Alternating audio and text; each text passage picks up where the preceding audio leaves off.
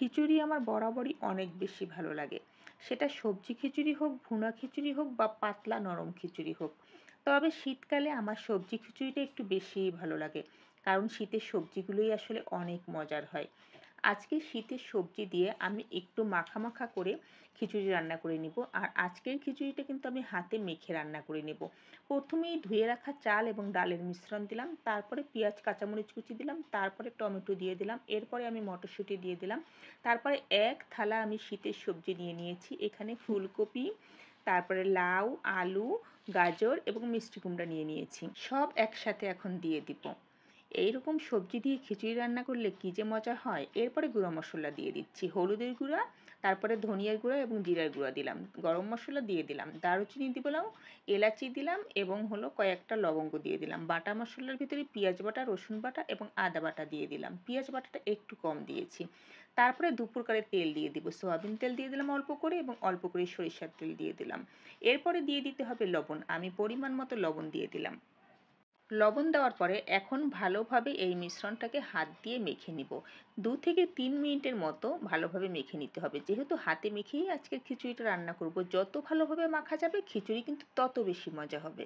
আর আজকের খিচুড়িতে কিন্তু আমি 2 প্রকারের ডাল ব্যবহার করেছি, মুগ ডালও দিয়েছি এবং মসুর ডাল দিয়েছি। মুগ ডালটা আমি ভেজে দিয়েছি। ভিডিও ছোট করার জন্য আমি সব কিছু দেখাই নাই।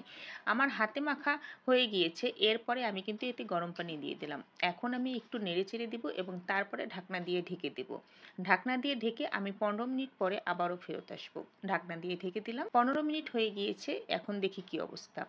একদম মাখা মাখা হয়ে গিয়েছে। আমি একটু নেড়ে চেড়ে দিচ্ছি। আরও 10 থেকে 12 মিনিটের মতো রান্না করে নিব। আমি আবারও ঢাকনা দিয়ে ঢেকে দিব।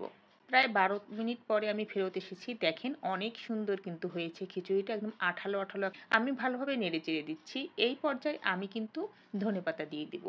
খিচুড়িতে ধনেপাতা দিলে কিন্তু অনেক ভালো লাগে। অনেকে কিন্তু ধনেপাতা খিচুড়িতে দেন না। আমি যেহেতু সবজি খিচুড়ি রান্না করছি এই কারণে ধনেপাতাটাও দিয়ে দিলাম। এতে কিন্তু খিচুড়ির টেস্ট অনেক বেড়ে যাবে।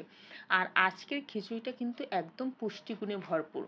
একে তো আমি হাতে মেখে রান্না করেছি, কোনো প্রকার ফোড়ন দেওয়া হয়নি। তারপরে এতগুলো সবজি এবং 2 প্রকারের ডাল দিয়ে আজকের খিচুড়িটা রান্না করেছি। খিচুড়িটা কিন্তু একেবারে পাতলাও না আর ভুনাও না, একদম মাখা মাখা।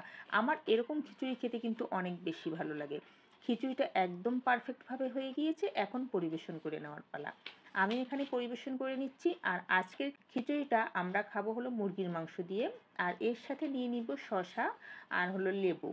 আপনাদের আজকের রেসিপিটি কেমন লাগলো অবশ্যই জানাবেন। আর শীতকালে অবশ্যই এভাবে করে সবজি খিচুড়ি রান্না করে খাবেন, দেখবেন অনেক মজা লাগবে খেতে। আর ফোড়ন দেওয়া খিচুড়ির তুলনায় হাতে মাখা খিচুড়ি কিন্তু যেরকম মজা হয় খেতে, আর সেরকম কিন্তু হেলদি। আজকের ভিডিওটি এখানেই শেষ করে দেব। আল্লাহ।